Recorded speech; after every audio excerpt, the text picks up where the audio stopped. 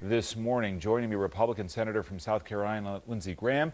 Senator, welcome back to the program. You're just back to the U.S. from being in the Middle East, and I want to ask you about Syria as well in just a couple of minutes. But let me start with North Korea and what it is we're dealing with. A couple of headlines in the magazines caught my attention. In The Economist and in The Week magazine, is Kim crazy? Korean roulette. This war of words, escalation. Are we headed toward a conflict with North Korea? I think what bothers me the most is that the tolerance in South Korea for this kind of provocation is greatly, they're not going to put up with this anymore. If there were a South Korean naval vessel sunk this year, anytime soon, or shelling of a South Korean island by North Korea, I think the new president of South Korea would be compelled to act. I think the North Koreans are overplaying their hands, and this administration is acting responsibly. I'm glad we're not doing the ballistic missile test. I'm glad we had the B-2s in the theater where they could see them. I'm glad we're telling our allies, South Korea and Japan, we literally have your back, and the North Koreans need to understand if they attack an American interest or an ally of this country, they're going to pay a heavy price. Let's talk about U.S. interests, and they're quite real in the region. Look at the map, first of all, to give our viewers some perspective.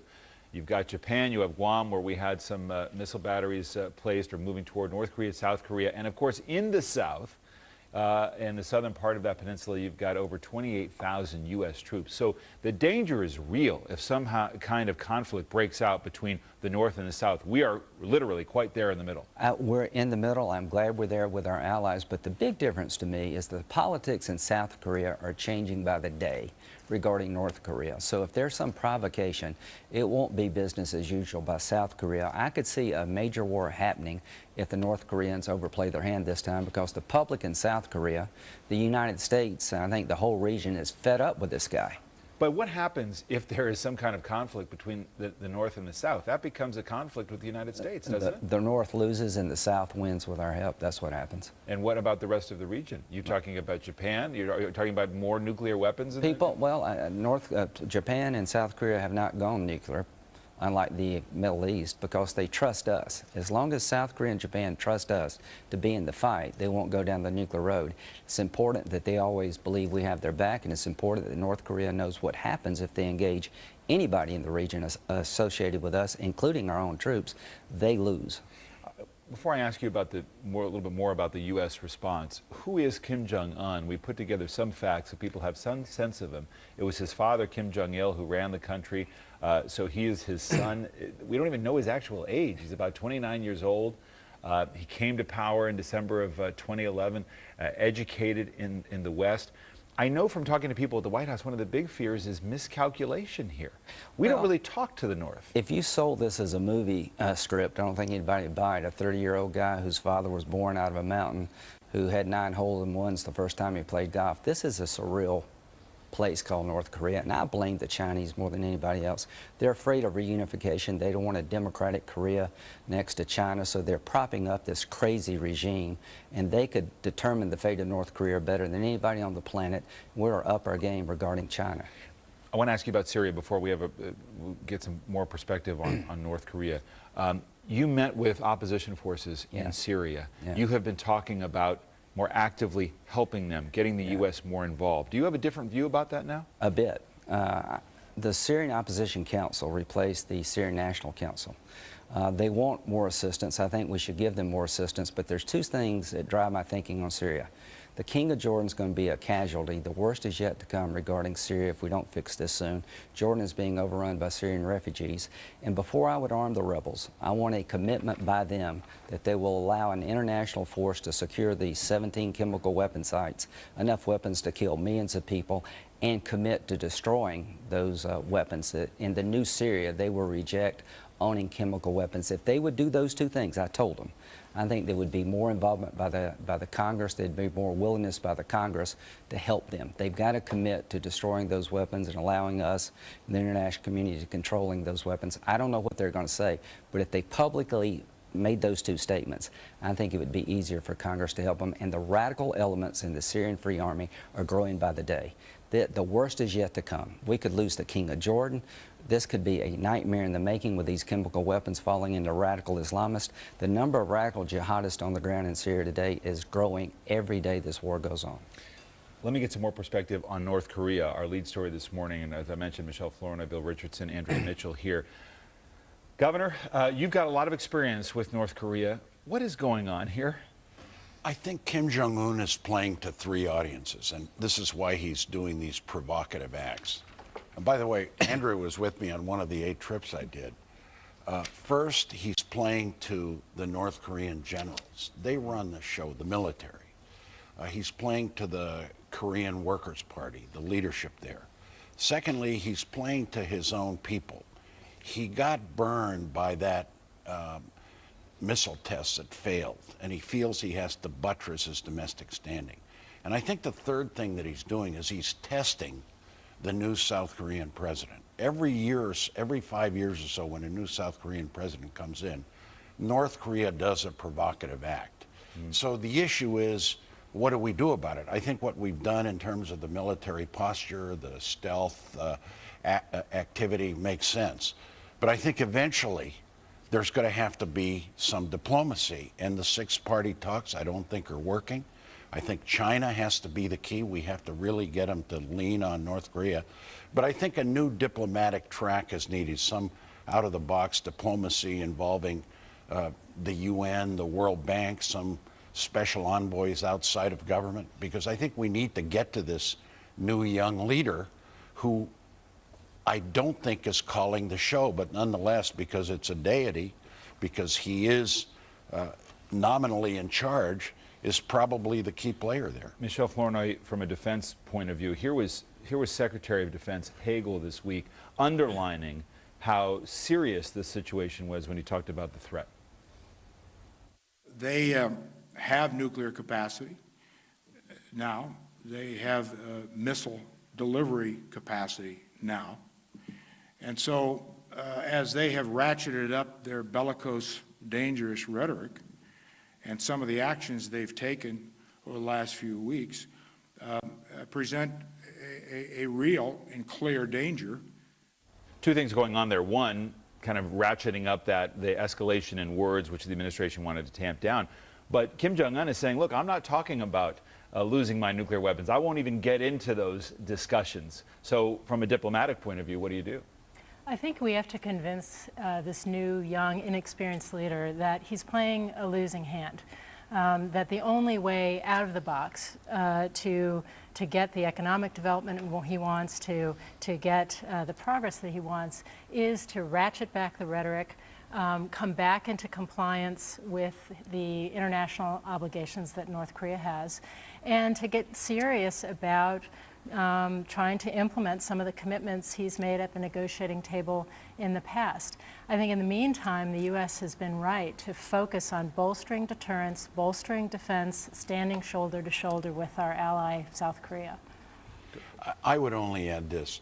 I think the goal should not just be to calm them down, to cool the rhetoric down. The goal has to be, how do we get North Korea back to the negotiating table on nuclear proliferation, on denuclearization? They have to do it, because that whole Asian area is a tinderbox, and we have enormous interest there. We have 30,000 American troops. They've got hundreds of missiles. They've got maybe up to 5 to 6 nuclear weapons. They've got a belligerent leadership.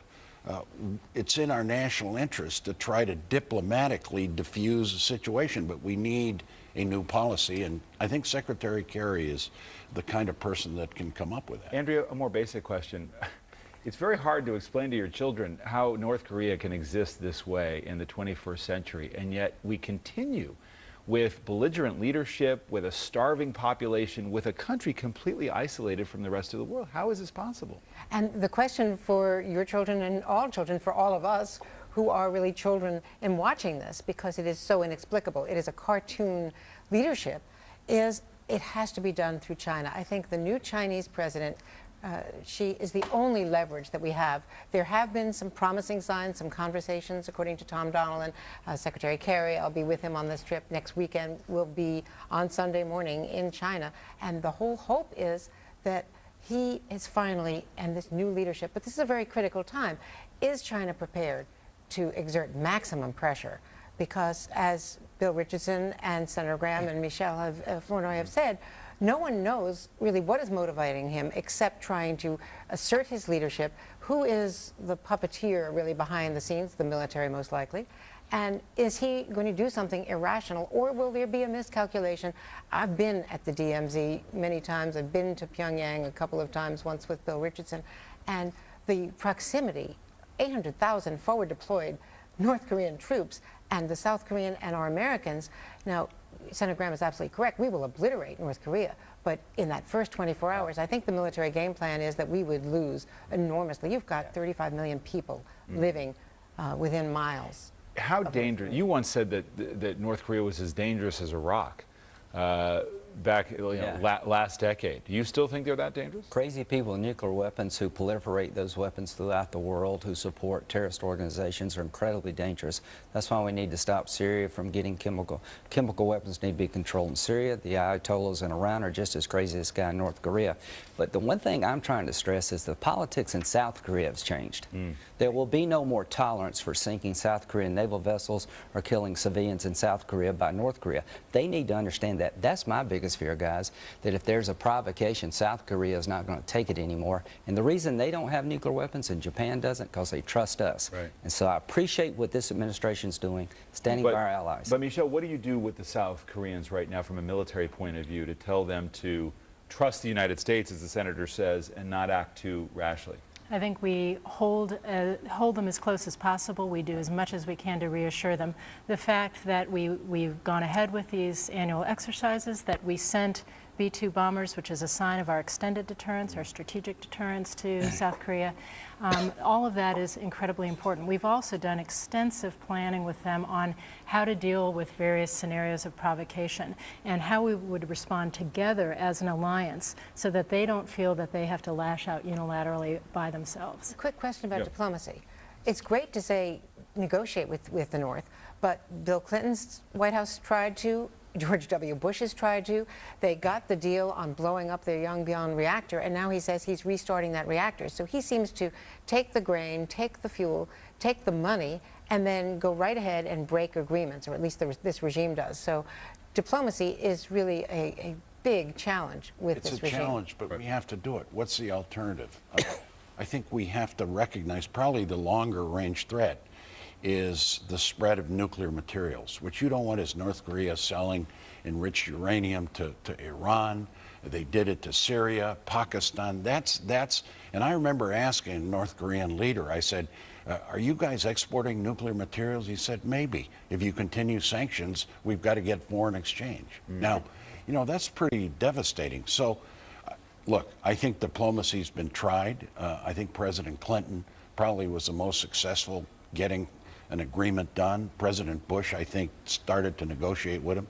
They're very difficult, but I think we need a new negotiating track, and I think the key is going to be the United States and China. South Korea is a major player, but I think for domestic reasons, they got to be shunned. I've got a couple minutes left with you, Senator Graham, and I want to turn domestically to negotiations that have to do with other things like immigration and the budget. Let me start on the budget. Do you think that the president's framework that he announced, including change CPI, a gradual way to cut Social Security benefits, is a good faith effort on his part? Do you think he can actually win some new revenues as a budget deal by doing it? There are nuggets of his budget that I think are optimistic. It's overall a bad plan for the economy, but when you look at change CPI and Medicare reductions, we're beginning to set the stage for the grand bargain. Change CPI, adjust, harmonize the retirement age of Medicare with Social Security, do some means testing for both programs, and in return flatten the tax code, generate about $600 billion of revenue. And if you look at these changes over 30 years, it's $4 to $5 trillion in savings. So I'm looking for the biggest spending cut in American history by reforming entitlements, saving those entitlements, and the president's showing a little bit of leg here. This is somewhat encouraging. His overall budget's not going to make it, but he has sort of made a step forward in the entitlement reform process that would allow a guy like me to begin to talk about flattening the tax code and generating more revenue. You think a grand bargain is possible by July? I think if you do immigration, and the grand bargain this year will dominate the 21st century. Yes, the key to the grand bargain is, can we solve immigration? If we can, in a bipartisan fashion, fix a broken immigration system to regain our lost sovereignty, control who comes to the country, who gets a job, a robust temporary worker program, and as to Republicans, the politics of self-deportation are behind us. Mitt Romney's a good man. He ran in many ways a good campaign, but it was an impractical solution. Quite frankly, it was offensive. Every corner of the Republican Party, from libertarians Libertarians, the RNC, House Republicans, and the rank-and-file Republican Party member is now understanding there has to be an earned pathway to citizenship. That gives us leverage on immigration with our Democratic friends. I want to follow on that in just a second, but I also want to follow up. You're putting new revenue, as a Republican, you're putting that on the table, and you think it ought to be there. If we do substantial entitlement reform, that will save $4 to $5 trillion over a 30-year window. I think is what the president's talking about, in your view, substantial? This is a step in the right direction, but harmonizing the age for retirement, means testing both programs, CPI adjustments get you pretty much where you need to go. Is the Republican leader of the Senate there yet? Well, I can tell you this, that the Republican Party would benefit, as well as the Democratic Party, from saving the American economy from becoming Greece. If the president will lead on this, and he showed some leadership, no Democrat will get to his right. Nobody's going to adjust the age for retirement if the president doesn't embrace it. Nobody's going to adjust CPI if the president doesn't embrace it. So he's showing some signs of leadership that's been lacking. I'm encouraged, and that puts the burden on us to do the same thing. I think we will. On immigration, what stands in the way of a deal? We've got an agreement between labor and business about the guest worker program, but we're revisiting that. We're hoping to get this thing done in the next couple of weeks. It's the guest worker program, high skill and low skill labor. How can you access it in an affordable fashion when you can't find an American worker? If we're reasonable with 11 million, if we'll give them a pathway to citizenship that's earned and hard and fair, get in the back of the line, pay taxes, learn the English language, then the Democratic Party has to give us a guest worker program to help our economy. That's what we're arguing over. Will Marco Rubio be there for you? Marco Rubio has been a game changer in my party. He will be there only if the Democrats will embrace a guest worker program and a merit-based immigration system to replace the broken one, and we'll regain our sovereignty by securing our borders and having control of jobs through E-Verify. Marco will be there. If we get the 11 million right on our side, it puts pressure on the Democrats to come up with a workable a practical guest worker program. Marco has been indispensable. 70-30, we get there. One more political question before you go, and that is, before I do that, let me get Governor Richardson, just your take on this, on the immigration fight, where you think it's going. Well, I'm very pleased with the work of the Gang of Eight. I'm pleased with this labor agreement between the AFL-CIO and the Chamber of Commerce. Like, if they could get together, Republicans and Democrats could get together. But I have some significant worries, and I'm a Hispanic American. One, the path to citizenship. Don't make it too burdensome. Make it achievable. I've seen reports that it's 13 years to get there. Let's be reasonable. The president wants it to be certain, right? He wants it to be and it not be conditional. Yep. Number two, tying legalization, the path to citizenship, to border security. I was a border governor. There has to be dramatic improvement in border security, but tie so many people coming in, then you can legalize. That is unacceptable. And lastly, have some way that the drop dead date as late as possible so that as many of the 12 million that are here can get in. I just think that this Gang of Eight work is important, and I hope it continues, but it's also we have to recognize the humanity and the improvements in the economy of the millions of workers that are here. And also the politics. Right. Let me get a final thought on this before I take a break. We're not being overrun by Canadians, Bill. We're being overrun by people who live in poor and corrupt countries who come here to get work. I understand that. But we got to regain our sovereignty. We got to control our border. And there will be border security tied to a pathway to citizenship. There will be an earned pathway to citizenship. You're not going to break in the line. It will be available to everybody who works hard, pays a fine, passes a background check. But we are going to secure that border, and it will be tied to a pathway to citizenship, or there will be no deal. We're going to talk after this break about presidential politics, waiting for Hillary Clinton. If she's the nominee, can Republicans beat her? I think after 8 years of Barack Obama, if things don't change, the next Democrat running for president will be in trouble. She'll be a formidable candidate. I think her time as Secretary of State is mixed. Benghazi is yet to be told completely. But anybody who underestimates her on the Republican side would do so at her peril. But yes, she can be beat. Anybody can be beat in this country. All right, Senator Graham, thank you as always. Good to have you here.